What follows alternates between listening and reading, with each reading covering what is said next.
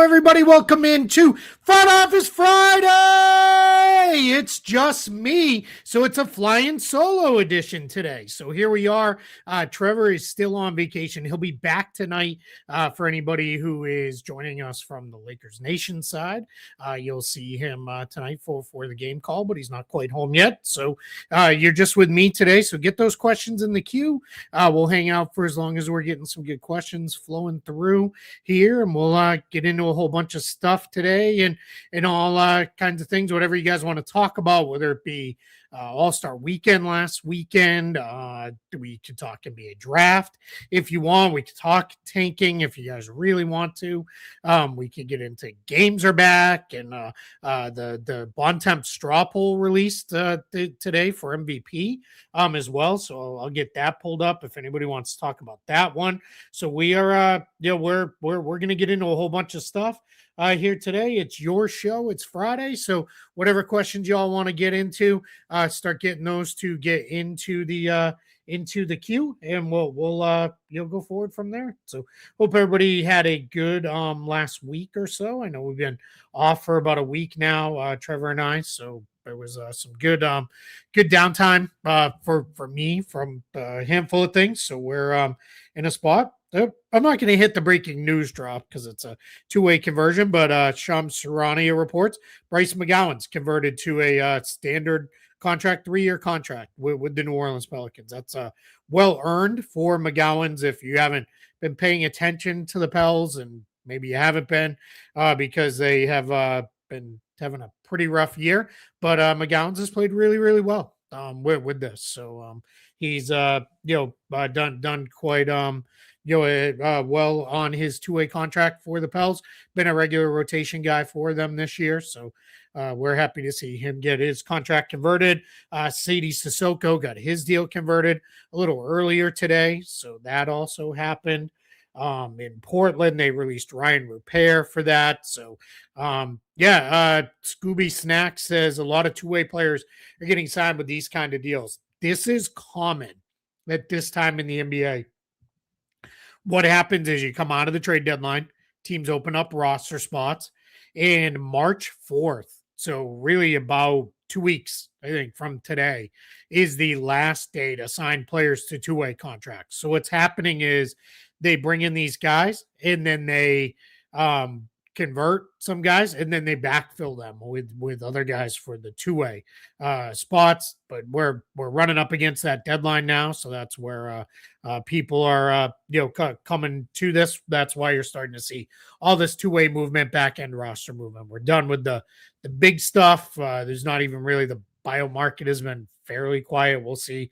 Got about 10 more days for players to get buyouts if they're going to get buyouts, and we kind of go from there. So all right, so I'm going to start tagging some questions here, and we're going to go forward from there. So let's see here, because when I'm flying solo, this takes a minute here for me to get everything flowing on this. So if anybody has any questions about recent transactions as well, we can get into that. Like you said, NBA draft stuff as well. So there it is. Look, here's our guy tuning in from the Delta Sky Club in Miami. I love it. Perfect. He's hanging out here. A little hard to get on the show on that sketchy Wi-Fi, but there, yeah. All right, let's go. Got a bunch of questions flagged, so we'll start with these ones here. Forum Blue Kevin says, how do we get the big stars to do the dunk contest? More money and incentives. If we can't, just scrap it entirely. Kevin, I think the latter is more likely than seeing the big stars do it. There just isn't a reason for guys to do it. There's very little upside. Jaylen Brown talked about this when he did the dunk contest a couple years ago, and then took a bunch of crap for not performing better than people thought. He was like, yeah, there's just not a lot of upside to do it. LeBron, I think it was Rich Paul in the last week or so, talked about LeBron was going to do the dunk contest a few years ago, I guess a few years ago in LeBron time. So probably like 10 or 12 years ago. He had an ankle injury and couldn't. Then the next year he was injured.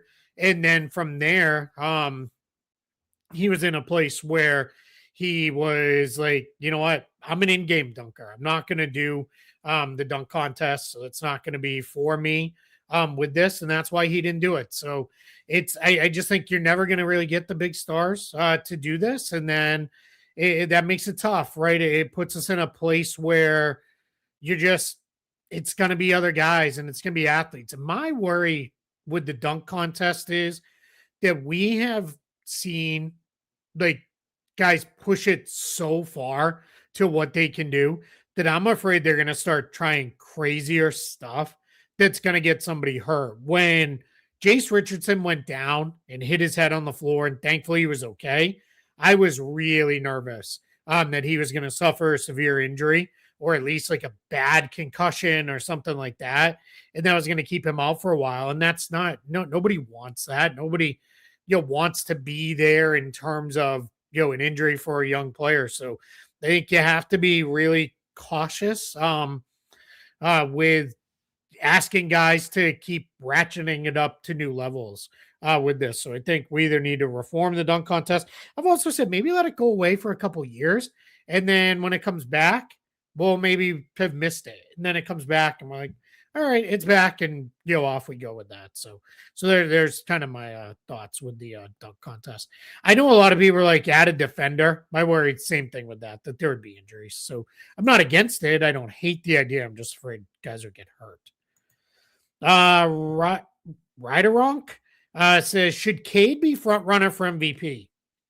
I don't think he should be front runner. I think that should be SGA or Jokic, but I have no problem with Cade being third on the ballot. He has been absolutely incredible. His team has the best record in the league right now. I think he's just lagging a little bit behind SGA and Jokic in terms of impact stat-wise. So I think that's why he's not a little bit higher up there. So I think we're in a position with Cade where he could benefit if for some reason SGA or Jokic are not eligible to be for the postseason awards because of games missed. So we'll see. Then all of a sudden you could get Cade, and we're as long as these rules are in place and they're in place as they are currently, we're going to see some things where we get kind of weird award results and the like, because you're going to see weird all NBA teams because guys were not available and those kind of things. So, but Cade, certainly should be on ballots. I have no problem if anybody puts him third on their ballot, but I would have SGA and Jokic just ahead of him for now with that. So let's go here to Jay. How will the Celtics go about the roster rest of season with 10-day contracts? Will we stay under the tax for this season? That's from Jay Mahia. So they're going to stay under the tax. They didn't get under the tax just to go back over it. They would have just kept the guys they had if they were going to go back into the tax. So what you're going to see now with the Celtics is you already saw 2 10 days, Delano Banton and John Tonji. You're going to see a couple more come after this. Probably, maybe you'll go right into the rest of the season signings, but they're probably going to clear these 10 days out and then run 14 days without anybody under, run another 14 days with just a short roster, and they'll go forward with that, and then they'll keep kind of adding guys as they go until they can fill out to 15, which should come at the end of March if they time everything out correctly. So I think they're in a place where it is for the Celtics. This was the plan going in. They have a way that they are planning to execute it, and they go forward from there. So I think that's where we're kind of at with this one, and I don't think we're going to see it change up too much on this. I think they're in a place where they're going to continue adding guys and just go forward. You're not going to see any, I don't think, major impact additions. Those kind of guys aren't really available, so it kind of is what it is with that. Trevor is still on vacation. He'll be back this evening, I believe. I hope I'm not speaking out of turn for the Lakers game, but he's at the very tail end of his vacation, and he will be back. What do you think Trevor got me from his travels? I don't think he got me anything. That's not an expectation. I just would like to have him back on the show when we're ready to go. again. All right, let's get into our next one here. Super chat from Midgard24. Will NBA start cracking down on all the fighting? I think all the fighting seems a little bit severe overreaction. I don't think we've had all that much fighting. When you get to early February, trade deadline time, stressful time, guys have kind of had enough. Everybody's ready for a little bit of a break. We're in that mid-season period. Guys are frustrated. Trade deadline really wears on teams and players because guys are in a position where they are kind of in a place where it is that they are, how do I put this? They're just like it wears on everybody with all of the trade rumors, and maybe you'll be waived, maybe you'll be put into a trade in that.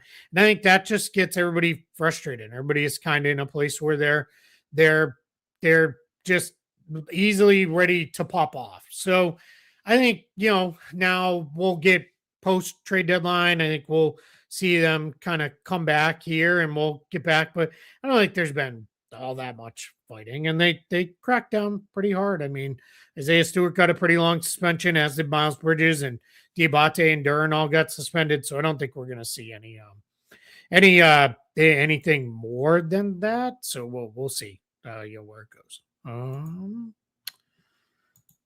Guys, if you got a question, I'm just putting some and I will get to those as we get. So just hang patient. Don't spam the chat with the same question, please.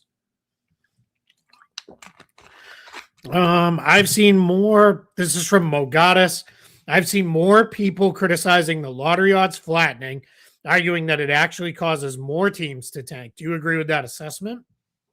I don't know that it causes more teams to tank. It just introduces more randomness into the lottery. Because what we're going to see happen in that case is this is how Orlando, way back in the probably before some of you watching and listening were alive, got back-to-back first top picks when they had Shaq, and they ended up with Penny Hardaway, but they got Chris Webber was who they drafted the second time they got the number one pick. Then they traded him to the Warriors for Penny Hardaway and draft picks and all that.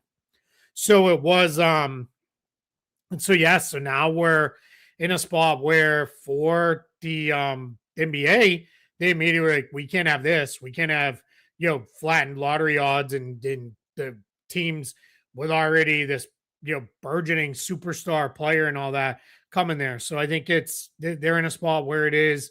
I think it's with the flattened lottery odds for all 14, it was like, we just can't have that. Even lottery odds across the board. I'm not going to say they won't go back to it. Maybe they will. I think we're going to see some changes. I just hope the NBA, the owners, the partners within the Players Association, and everybody involved really sits down and thinks through the unintended consequences of these changes so that we don't end up in a spot where it really becomes, man, this is now, we made this change and these 5 things happened that we didn't really think about. And that gets things to a messy place. We'll go here since we're kind of on the subject. From King Corey, is the tanking pressure coming from betting sites? I think it would be naive to say probably some of it. At least some of it is coming from teams that aren't tanking, complaining about the teams that are, especially the teams with protected picks that are doing what they can to keep those protected picks. There's some complaining of that. So there is a spot with where it's there. I think it's fans are starting to gripe, especially fans in markets where the team is tanking.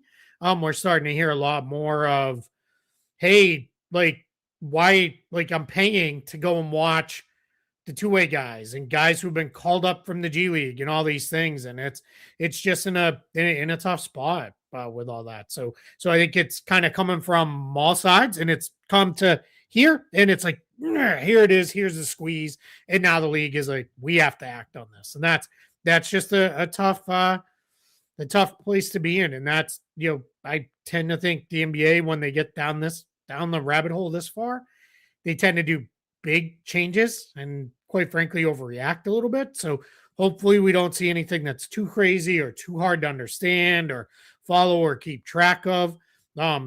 If we do, great. That's job security for someone like me who does that, but I don't want it to be there. But it is funny. I think most fans are when their team is tanking is like, all right, we're okay with it because we're doing it for a reason. We're trying to get one of those top picks. So it's a tough spot.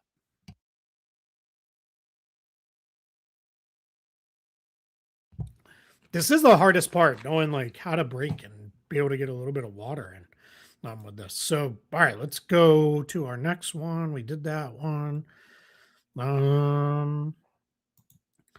Has an NBA team ever approached you to work for them? I've had some interviews with some teams. It's it hasn't. There were had one offer, but it was going to involve moving to a major city for a lot less money than was going to be workable for me and my family. It's easier to do a lot of this stuff when you're on your own, when you're flying solo, or you don't have kids. That can be really hard on just moving is hard, but then you get into a spot where it is now you moved and you did all this other stuff. Like it's you can't afford a certain lifestyle. And by that I don't mean like a lifestyle where it is a like I don't live like a rich person by any means. So that is a place where it kind of is there. So but yeah, I've had a couple different opportunities. It just hasn't worked out. And I am it's fine. I no real issue with that. It's okay. I'm very happy with what I do. If the opportunity comes again later, I'd be happy to have that conversation, at the time. Let's see here. Do you think Luka, AR, and Braun playing together will eventually work out? Yeah, I think so. I think something like 10 games or 11 games that they've been together. I want to say it's 10 and they're like 7-3 or something like that. So clearly it's working as far as winning with that. So I think there's defensive issues for sure with that group, especially if all three are starting. That's something you have to work through. So I kind of wonder if maybe you start all three, but you have a quick hook, one of those 4 minutes in kind of subs, and then somebody comes back in maybe 4 minutes left in the first quarter, and you bridge the quarters where they're kind of leading the second unit with that. So I think that could be the way that kind of goes down. But I think anytime you have really good, smart players, it can be workable. I don't know that it's workable at a championship level. I think you have too many defensive questions there. And I don't know that any other two players that the Lakers currently have on the roster can make up from there. And so it's a spot where it is like I think you just have to be really careful with how they build out that roster. And that's kind of where it'd be a little bit tough with that. So that's where it is a interesting place for the Lakers to have to figure out how they're going to build out that roster, and then we kind of go forward from there. This question comes up a lot. Would I work for the Lakers? And my standard answer is I would paint my house yellow and purple to have a job in the NBA. I mean, it would depend. I'm not going to be like the ball boy, but yeah, if I could get a real job in a front office and work for the Lakers, absolutely, I would. That's not So here's how I approach these things during games. When they play, I am a Celtics fan. I'm not going to hide it. I have been my entire life. That's how it is. When it comes to terms of games they're not involved in, as well as anything roster, salary cap, CBA related, I'm completely agnostic. That is where I like to say, you guys probably heard me say it on here before, I turn into a soulless transaction robot, where it is at that point, emotion doesn't drive anything there. I understand sometimes the decisions are emotional, and I try to factor that into the analysis. But I, when it comes time to do that kind of work, I don't. Those things don't like that. That stuff is separate for me, and I do my very best to try to turn off any form of fandom to be fair to the analysis of all that stuff. Let's see here. Okay, where are we going here? From Andrew says, what would you like to add to the wall? I imagine a signed Bird jersey, but anything like that. Yeah, a Bird jersey would be great. I mean, I would love that. That's my all-time favorite athlete, period. I jokingly went through and like put in my wish list a whole bunch of autographed jerseys that I would like to have, like my kind of favorite athletes across the board, like Larry Bird, Tom Brady, uh, Don Mattingly. Like I would love to have signed jerseys from all of those guys. The only two signed memorabilia items that I have is I have a sign. They were both gifted to me by my buddy Scott, who I work with at Spot Track, who is just an incredible guy. He's incredible with the work he does, but even better person. I got gifted a signed Victor Wembanyama jersey for Christmas this year. That is framed in on my wall. And then I have this, which I got last year, which is a signed Jason Tatum Funko Pop. So those were two presents that I got from him. And I, treasure those both, very, very much. But yeah, signed jerseys is like a thing. Like I would love to fill my walls with signed jerseys and memorabilia. I love stuff like that. It's always been kind of a dream of mine. Maybe someday if I ever make it big and I'm making all kinds of money, that's the direction we'll go. What is a reasonable pay cut that you could see LeBron taking if he decided to stay with the Lakers? Yeah, it's not going to be to the minimum. I don't think that's going to happen. 20 million, maybe. Like he takes a contract around 20 million, which would allow them to still be able to do some stuff to build out the roster around him. I don't think it's reasonable to expect him to take much more of a pay cut than that to stay, because I just don't think that's going to be a thing with that. So I think they're in a it's just going to be a little tough with that. So let's see here. Just going to flag a couple. Keith is the only Celtics fan I genuinely like. I hear that from a lot of Lakers fans, or just sometimes general NBA fans. So I do appreciate that very much. Let's see here. Just going through and flagging some of these so we have them ready to go. All right, where are we on the list? All right. A lot of Tatum related questions. So I'm going to pull this one from Terry Clark. Is Tatum a lock to return for the postseason? So a couple things with this. Not a lock to return at all. He has been very clear on he's going to see. He's still going through the steps. He's working his way back. Most people seem to think he will be back with that. So I think, we'll kind of go with that one there. So for the postseason, it won't be just for the postseason. They will not bring him back for like game one of the playoffs.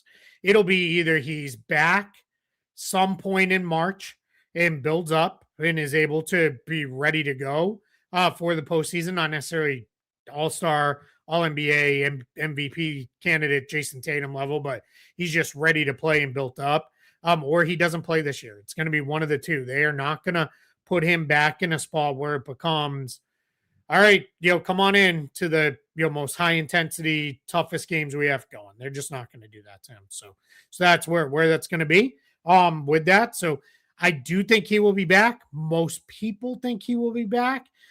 People have kind of circled and targeted all kinds of dates. The only thing we know with Jason Tatum is he has said that he will return for a home game, first game back. He wants to come back from a home game for that. So we'll see. When that is, you can kind of start looking at the calendar if you want to pick a date that you think you like for it, but nothing has been done. Or nothing has been announced, I should say, towards that. Do you think Trevor press the like button? You better have. Hit that like button. Let's get a little like spike going here for those of you watching in the chat. Very much appreciate you guys hanging out, and we'll hopefully you like that, and then it'll kind of go forward with this here. Let's see here. We did the Tatum one. Are the two expansion teams finalized this off season? That not finalized, no. So what they're going to do is in March, they're going to talk about at the Board of Governors meeting, which is like the next time all of the 30 NBA teams in the league office are together. they're going to at least talk about expansion from the sense of here's what some of the research we've done shows us. It's here's how much we think we can get. Here's the cities that are interested. Here's how much each team would get. Here's how this impacts the money you already get from the TV deal. Because now instead of being split 30 ways, it'd be split 32 ways. And all this stuff. Here's what the cost would be to the 30 current teams, ownership groups with that. If they decide after that, all right, expansion is a go in that let's expand, then I think what will happen is they will start the process of, all right, interested cities, start putting together your packages for us. What is your first? How much you're willing to pay to adopt to come in here? How much are you willing to what is your arena situation? What are you willing to invest in an arena situation with that? What is your plan for marketing for all of these things? And that's what the teams in cities, these prospective teams, will be putting together is those things where they will say, let's get into all this stuff. So we'll see where all that goes. I personally think expansion is coming. I think you're going to have some holdouts, but I think you're going to have enough people who say, let's do it. Let's kind of move forward with this. So then I think that'll get approved at March. I think in the summer it'll be let's go. And then I think they will kind of go into a place where it becomes, all right, now we start the process. I don't think you're going to see expansion teams till probably the 28-29 season or 29-30 season at the very earliest with this. So I'm going to pull these two. Do you think Seattle gets the team again? Do you think they pull a rug from them and expand globally? They're not going to expand globally. They're doing, and I call it NBA Europe. That's not the official name for that, but they're going to, that's what they're going to call it, or like that's what I'm calling it. They're going to do that European expansion with that. So that's where that'll go with that. And then I do think it's going to be Seattle. And then Alex asks, if Vegas is a lock, where else can you see a team? I think it's going to be Seattle and Las Vegas with one team moving east. I think that's going to be the way they do this, and that'll be, kind of the way that goes with this. So I think that'll be, where they go to. I think those two markets make the most sense for a lot of reasons. Seattle never should have lost the team. Las Vegas is a place where clearly a lot of sports leagues are investing in and want to be a part of. So I think that's going to be, and then it gives a little more balance to the league as well with two more. Vegas isn't a coastal team, but two more Western based teams there. So I think that's where that would go with that. So let's see here. Since we're on the expansion topic, everybody's talking about which players should protect in case of expansion. What does that mean? So let's start with expansion rules. If you actually look in the CBA, what will happen is if you go look up expansion and expansion draft rules, it'll say see prior CBA. It says that all the way back to the Bobcats coming in. So I think they're going to really use this as let's sit down and retalk all the expansion related rules, make sure these still make sense. And if they do, if we go off of prior expansions, what's happened is each team was allowed to protect 8 players. And you can protect either players under contract or players with options or players who are going to be restricted free agents. You can protect all of those guys. They're up to 8. Each team has to put at least one player in the expansion draft. So let's say you had 10 free agents and only 5 players under contracts. Then you have to make one of those 5 available to be drafted. So that is where that is going to kind of go with that. And we assume it'll be some version of that. And then the expansion teams will have an expansion draft where they will draft out their teams and then they'll go forward. Expansion drafts tend to have weird names and players exposed in the expansion drafts. Sometimes it's big name players who carry big salaries, but they don't always get picked because the idea is like, don't pick, don't pick my guy. Like, or the expansion teams are like, I don't want that guy's crappy contract on my books. Because again, in the past, expansion teams have operated under a 80% salary cap in year one, and then a 90% salary cap in year two. Yeah, and Midgard calls out. And then if you lose a player, that's it. You only lose one and you can't lose anybody else. On Spot Track right now, you can go there. You can pull up or you can just Google Spot Track mock expansion draft. It'll pull up our expansion draft tool. Post trade deadline, I went through, I updated the preset protections, but you could tweak and adjust protections under all the regular real rules that exist for the expansion draft, and then you can do your own mock expansion draft if you want to. It's all available there. We made it so you could do anywhere from 1 to 4 teams. If that's the way you wanted to do it. I think we capped it at 15 players just so it wouldn't go forever. But yeah, have some fun with that if you guys are interested. Then play with that. So who would move east? We don't know. There's credible arguments to be made for Minnesota. They're very close to the other teams in the East, like Milwaukee and Chicago and Indiana and Detroit. Memphis is another one that's always talked about moving east. There's some thought to maybe New Orleans could move east. They're a little closer, so we'll go with there. Jay, did we ever get news of what the Celtics got from the trade deadline? Tillman, Boucher, Minot. I'm going to use Eric Pincus's term here. It was a whole bunch of nothing somethings with one exception. And a nothing something is top 55 protected pick, minor amount of cash. That's where it kind of goes to for that. In the case of the Boucher trade, they got John Tonji, who the Celtics specifically targeted because they knew they were going to have to fill out their roster spots, and they were able to get him in on a rookie minimum deal and stay under the tax and all that stuff. So that's a little more than a nothing something, but it's generally nothing somethings that kind of come in here. With that, they were trading those. The other teams were doing them a favor by taking on those deals. They weren't doing that for giving Boston assets, I guess is the best way to put that. Let's see here. Keith, have you been keeping up with the WNBA CBA negotiations? Do you think what the players are asking for is unreasonable? I have been keeping up with it as best I can. It's hard, obviously, over the trade deadline. There's a lot of work for me there and coming right out of that. And I spent most of last week on draft stuff. Keeping up with it. I don't think the players' ask is a little bit high.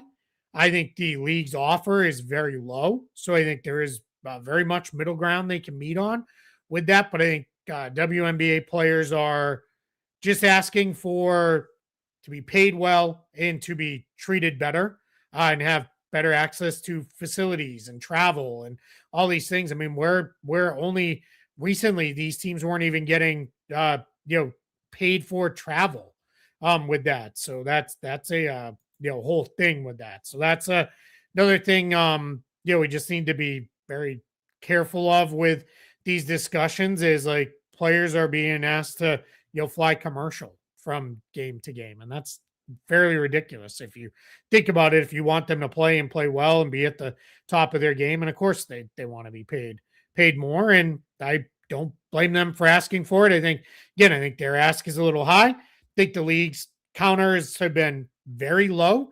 So I think if the league needs to come up a lot more, the players need to come down a little bit, meet in the middle and go. Nobody wants to see a season get disrupted or even lost because WNBA has really good momentum. They've got expansion teams coming in. There's some fun players joining the league.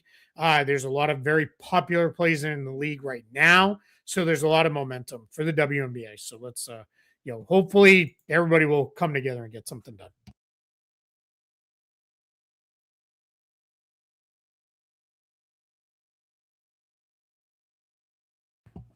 All right, we're going to go here.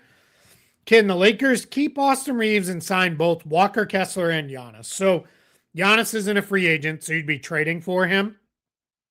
So that would be, they can get to enough cap space to be able to bring in Giannis, but to get him and then give a big enough offer sheet to Walker Kessler and re-sign Austin Reeves, can't do all of that. That's going to be too much. Giannis will eat up almost all of the cap space alone if they were to trade for him. Then you would go to Austin Reeves, whose cap hold would stay in the books, you'd re-sign him, and then it'd be very hard to put together a big enough, offer sheet, a big enough offer sheet for Walker Kessler because of how much he would need to be paid. You're not in restricted free agency to get the incumbent team to not match. You need to be willing to go very far into what you're going to pay with that. So it's tough with that. So would Luka and Giannis be the best duo in the league? Yeah, probably. But as we've seen, a duo doesn't necessarily do that. So you got to, you need more than that. So would current NBA owners be able to own an NBA Europe franchise also? I don't think direct ownership is on the table for this, but I think a investment portion through the NBA as an entity is how this is going to go forward from that. So I think that's a good chance. Let's see here. Where are we going next?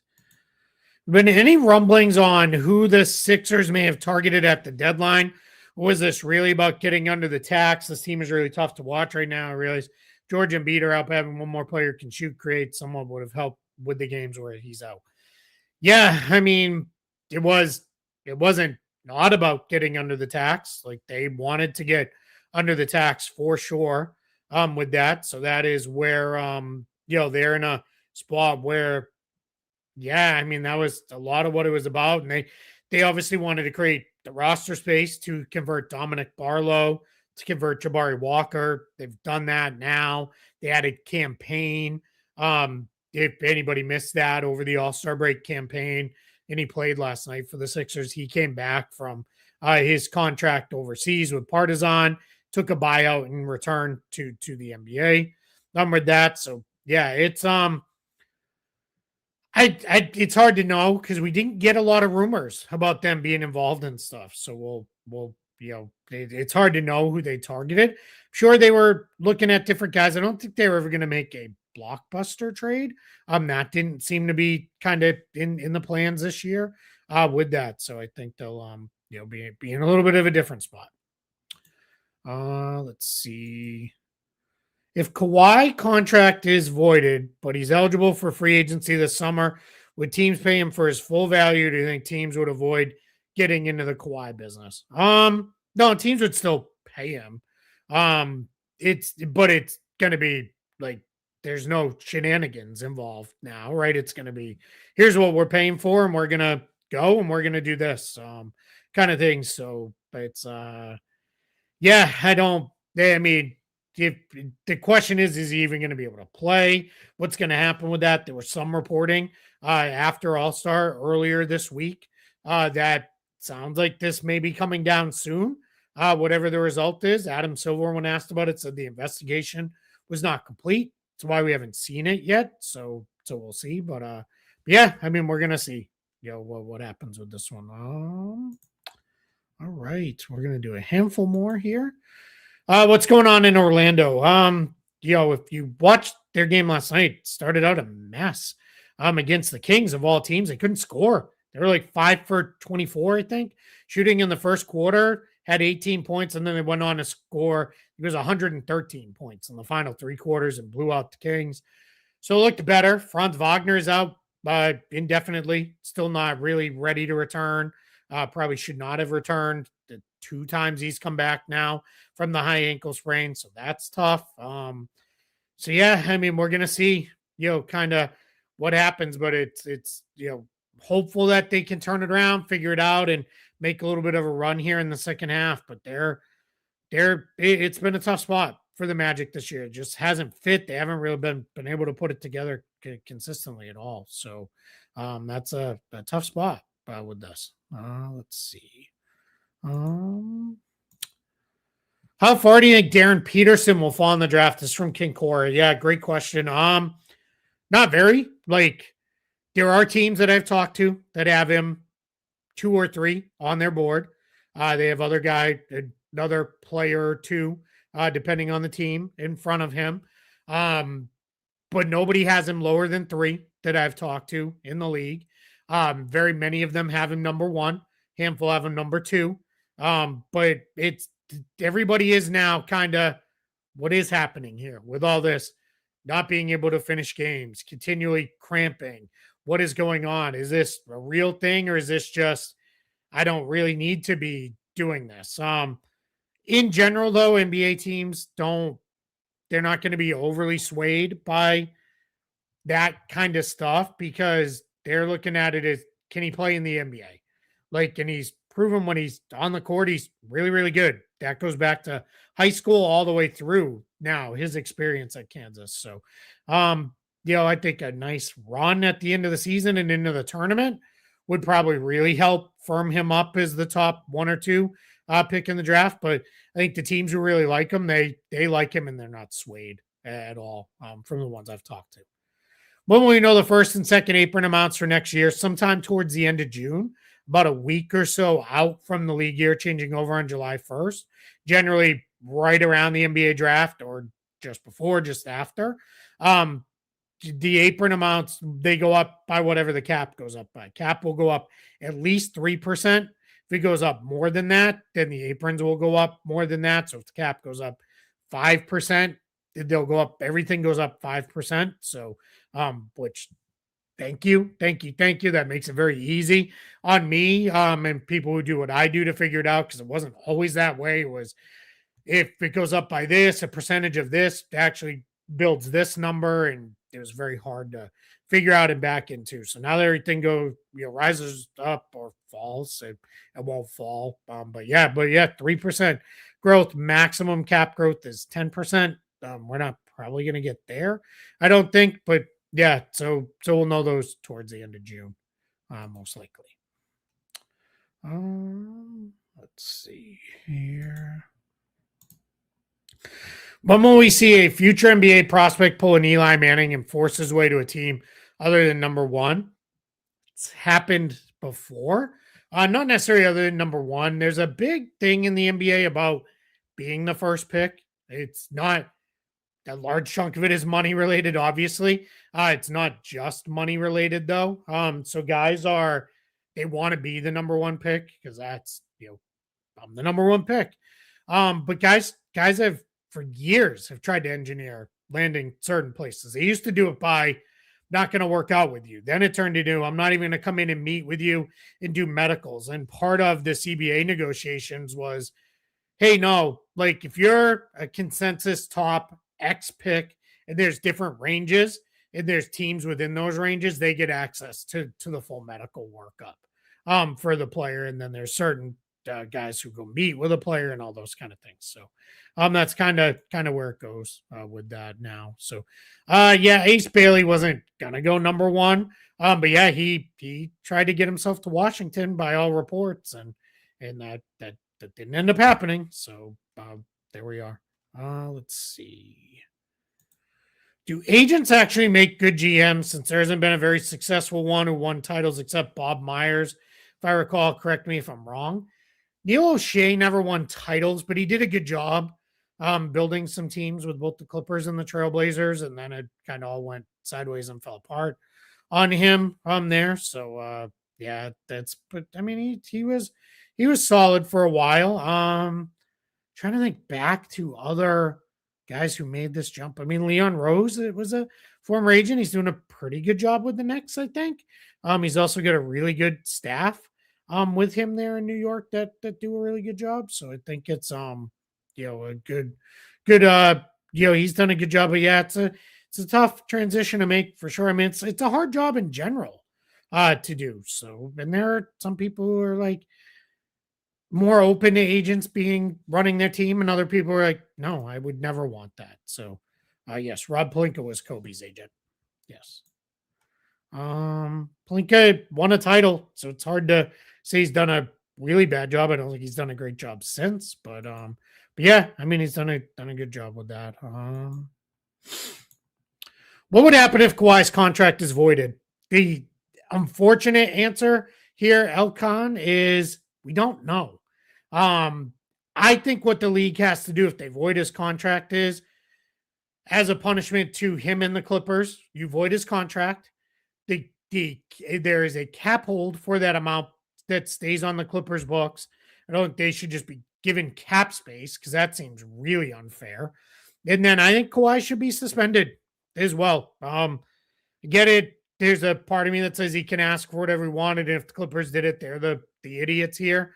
But I think if you know you're asking for stuff that's not okay, you're at fault too. So I think there should be a suspension that comes for him as well in this. And I think there probably will be. We'll see with this, but the real answer is we don't know. We don't know what the punishment will be. We don't know what happens with Kawhi. We don't know what happens with the with any of the stuff. So yeah. I wasn't saying Rob sucks. That was not what I was saying. He hasn't done well recently, I would say. Hawks have the Pels first. If that doesn't turn into number one, is the pick protected from falling to 7 or 8? No, they get the best of wherever the Hawks get the best of whatever the Pelicans or Bucks pick is, and the other pick goes to the Bucks. So if the Pelicans pick is number 1 and the Bucks pick is number 2, the Hawks get the number 1 pick. The Bucks pick is number 1 and the Pelicans pick is number 2, they get the Bucks pick at number 1. So they get the better of those 2 picks. So they really have 2 bites at the apple, like getting a really good pick here. Just started listening to you guys this last 56 months. I would say that's more than that's almost 5 years. So we'll take it. What do you think they're going to do with tanking? Yeah, we talked about this a little bit already. I think they're gonna come up with probably a bunch of changes, and who knows? I think they're probably gonna overreact. That's kind of where I'm at with this one. Let's see here. Yes, the Clippers should get the biggest punishment. I do agree with that.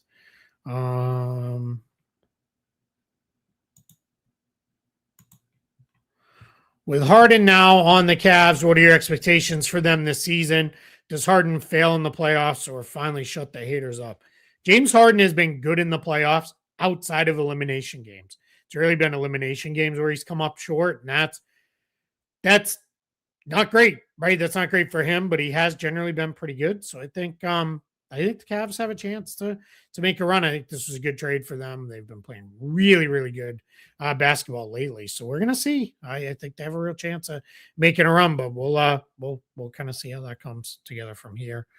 How much can the Jazz even match for Walker Kessler since taking on Jaren Jackson Jr. contract? Jazz are fine. They were going to have $50 million in cap space this summer. So Jackson took up their cap space, but you can go over the cap to retain your own guys. They're still miles from the luxury tax. They've got other moves they could make if they need to. So, yeah. So I think that's where it is. Should have stuck with 56 months. I like that better than 5 to 6. But we appreciate you being here anyway. Thank you so much for being a supporter of the show. Trevor will be back. We'll be back together next week as we get into it, and then together probably I think for the rest of the season. I don't know that either of us has any more travel planned through the playoffs and into the summertime. But we'll see with all that. How do I feel about Pelicans signing Bryce McGowan's 3-year deal? I like it. I think he's played really well for them. But he's been a rotation player under 2 different coaches this year, both Willie Green and James Borrego. So I think that was a really good move for New Orleans. I think he's an interesting guy to kind of have in the mix there, for them. I'm going to pull this up. When are we going to address LeBron's comments on Israel being a good place to visit, or Steph and KD investing millions of dollars in known IDF war criminals? Be completely honest, I don't know enough about any of this. I see the things people put in my mentions if I mention certain players on social media, but I don't know enough about any of this to comment.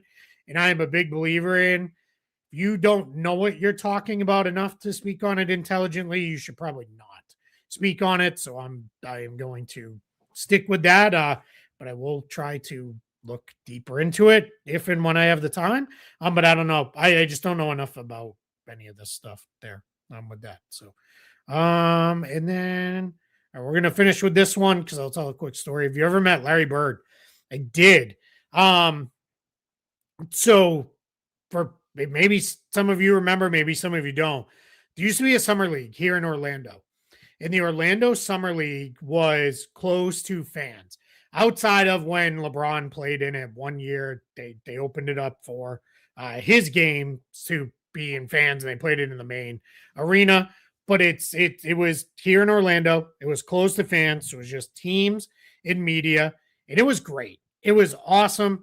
Not that like I don't want the fans to be able to be involved, but it was really, really cool to see it kind of just see everybody be a little bit more free and open because people were there. So in the media would sit right with the team personnel.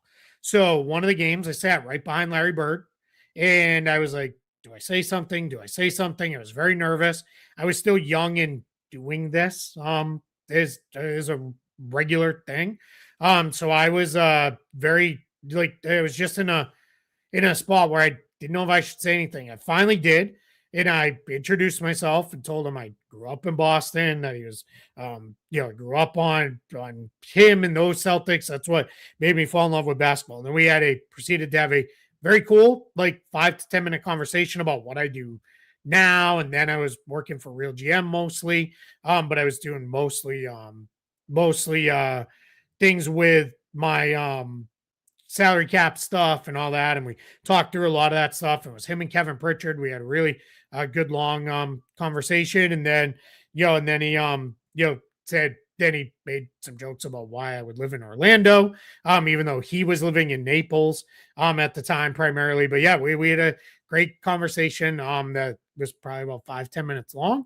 And that was it. That was enough. And it was one of those things where it's like, all right, thank God he wasn't a jerk and wasn't really tough to talk to or anything. And it was one of those things where it was a really cool opportunity to speak to him, and he was super nice and pleasant. But it was also I wasn't asking for info. I wasn't pushing for why did you do this in the draft? Why did you do this with this player and all that? So it was just a very simple, quick conversation in a very relaxed environment. So really I miss Orlando Summer League for that part. If for no other reason, it's nice to just be able to be in my own backyard and sleep in my own bed at night. But it is Las Vegas Summer League is really cool. And I encourage anybody, if you have the chance, get to Las Vegas Summer League at least once. It's like NBA Comic-Con. It's really, really cool out there. It's a really great setup if you love basketball, because you pay for your ticket to get in for the day. You bounce between 2 gyms. Sometimes there's as many as 8 to 10 games in a day, and you can just kind of watch basketball as up close as you probably will ever get, because let's face it, NBA close tickets are very, very expensive. But yeah, really cool setup in Las Vegas. I highly encourage everybody to go. They just released the dates for next year. So I think it's like the 9th to the 19th or something like that of July. So if you can get out there, I would plan it. And standing offer as always, if you see me around the gym in Las Vegas and you prove that you are subscribed to the show and you want it, free hugs to you for that. So we'll go there. But guys, thanks so much for hanging out with me here on this solo Front Office Friday. Partner in crime, Trevor Lane, will be back next week. I'm very excited to have him back. I like one where we're the duo here with that, but I appreciate you guys hanging out, all the great questions and all that. I'm really, really, really glad games are back in our lives, and we're able to watch games again. With that. So guys, super excited for the stretch run of the season and all that. We'll be getting in everything. We'll be doing off-season stuff, prepping for that, as well as covering the rest of it. But thanks for hanging out with me here on a Friday. And as Trevor always says, see ya and stay safe.